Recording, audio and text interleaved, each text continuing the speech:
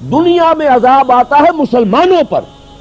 مسلمان ہو کر تم اگر اسلام پر عمل نہیں کرتے، دعویٰ تمہارا اسلام کا ہو اور عمل تمہارا کافرانہ ہو، نام لو تم محمد کا صلی اللہ علیہ وسلم اور اتباع کرو تم محمد کے دشمنوں کا، دعویٰ کرو اللہ اور اس کے رسول کی وفاداری کا اور تمہاری دوستیاں ہوں اللہ اور اس کے رسول کے دشمنوں سے، تم کہو اللہ اور اس کے رسول کے احکام کو ہم مانتے ہیں اور سودی کاروبار کر کے اللہ اور اس کے رسول کے خلاف اعلان جنگ کیے رکھو.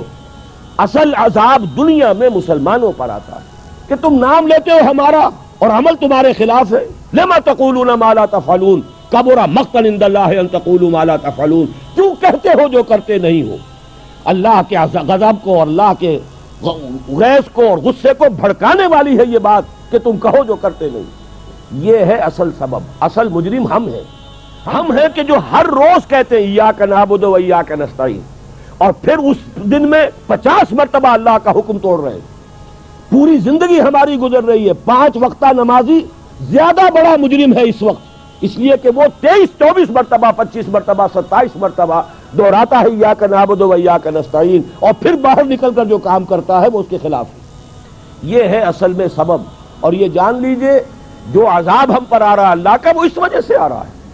ہمارا کام تو یہ تھا کہ ہم دین کے علم بردار ہیں، دین کا ایک نظام دنیا کے سامنے پیش کریں.